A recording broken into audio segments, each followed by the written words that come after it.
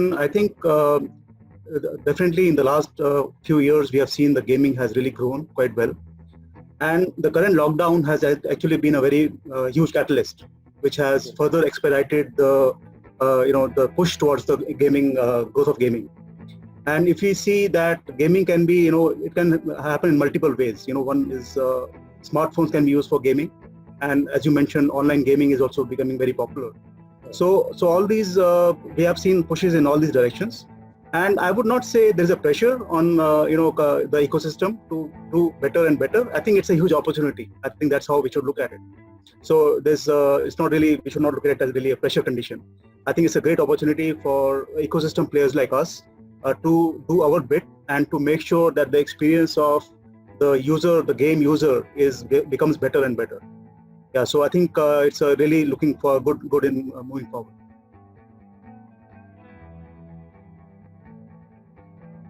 If you see gaming, it is becoming more and more graphic intensive. So if you see, so there are multiple aspects to gaming. Apart from being skilled in the game, one has to have great graphics on the device. You have to have very good connectivity, so that I think now the days of isolated games is gone, right? Single player games. Mostly the games are multiplayer, online games where you play with friends.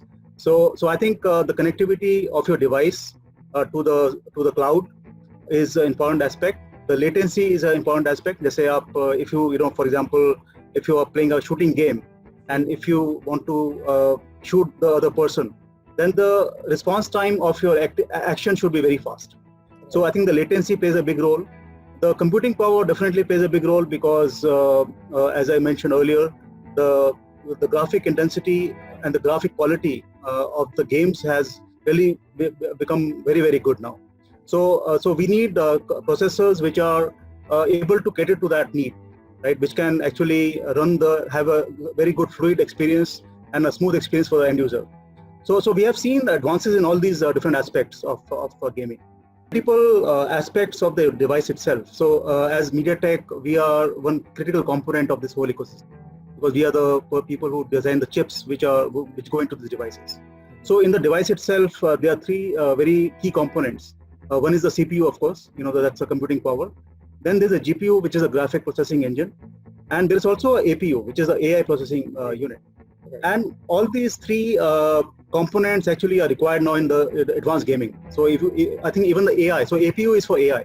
So even AI is required. Actually, if you see the new games which are coming up, they need a lot of AI components to make the end user experience better and maybe more intelligent. So the CPU, GPU, and APU, all these three aspects of the chip design are something which we always keep focusing on, and our R&D teams keep working on it to make it better and better.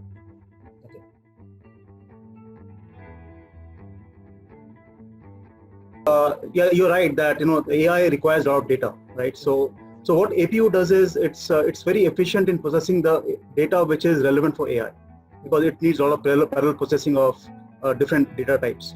So that's where APU is very efficient. And from the gaming point of view, I think what we see is that going forward, the gaming companies themselves will have a lot of aspects of the game which needs AI processing power of the device itself, and they need to rely on that to give a better experience to the user, and maybe the user can have more power to do certain things. So that aspect is coming up. And of course, as per GPU, that's the unit which helps in the great graphics quality of the games and a very fluid experience and no jitters and so on. So I think all these components come together to give a good experience to the user. And apart from this, there's only one part where we're talking about graphic quality and AI. And the other component which is really very, very important going forward is the connection itself. So how is the quality of connection, right? One is the throughput, which is the how fast is the speed, so that I can as an end user, I can get quick responses or a lot of graphics from the server. That is one aspect. And second is the latency, as I mentioned earlier. So both these aspects are hugely important. And in the last, if you just go a bit back, if you go from 3G to 4G era, that was a huge jump where we were able to get good bandwidth experience. Now, as we move to 5G in the coming times, I think both these aspects will be hugely catered to. Bandwidth will be great, and latency will be taken care of. So the experience of gaming has going to grow multifold.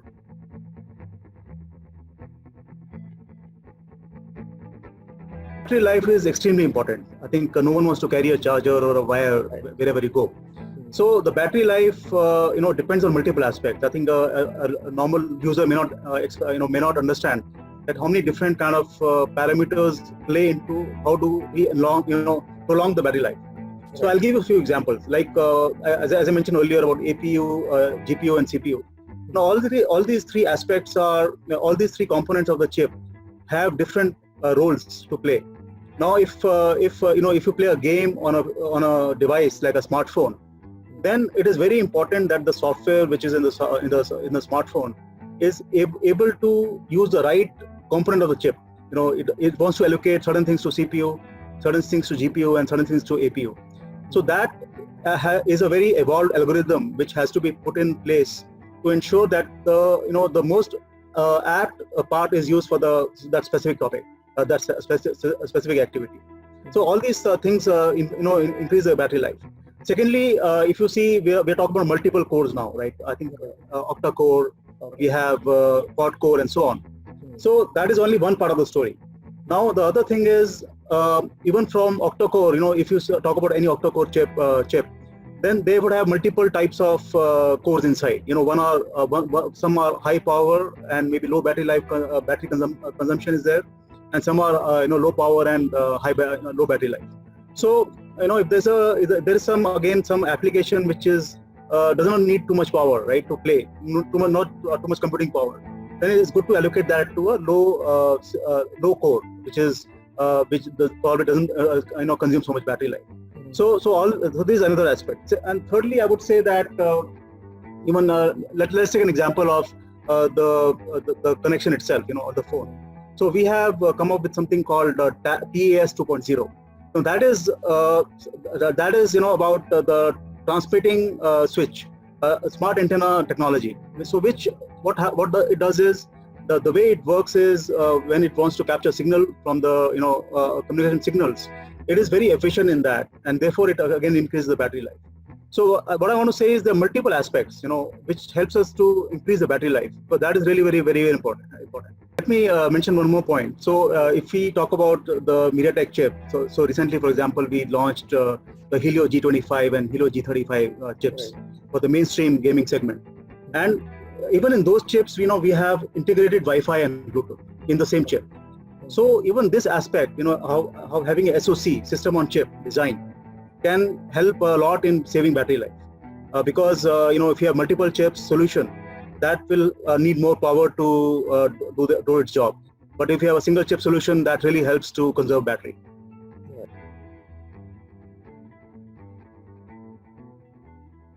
Yeah, so that's a good question. I think slowly, we are moving into that direction where you can actually use a phone as almost a entire computing machine. So to answer your question, there are two aspects again for the question you asked. One is the hardware capability, right? Another is the software capability. So from hardware capability point of view, I think the CPUs that we see today, CPUs and GPUs, and also APU, which I mentioned, they're hugely powerful. If we talk about our flagship product from MediaTek, which is called the MediaTek Dimensity 1000 Plus, it's like amazing power. It's like a powerhouse of stuff. It's like incredible, absolutely. So the CPU is up there. It's really powerful, and it can easily cater to what is required to be done even on a laptop or a desktop. But the second component is the OS itself. So the OS is probably will evolve over time, where they can actually cater to the use case which you mentioned. So just you just connect your smartphone to the TV, and suddenly you are almost like a laptop. Yeah. Right. So I think that will evolve. But I think the hardware part of this whole jigsaw puzzle is really hugely advanced now, and definitely such use cases will happen in the future. The only thing I feel, the smartphone, if you compare a smartphone and a laptop as a product, I think the laptop has advantage in terms of screen size. So if you have a spreadsheet, or if you want to write a huge Word document, I think the laptop will be required in that sense. But for everything else, I think smartphone does a great job. It's so mobile, you can take it along with you, and it is very powerful, and you can do all those things. But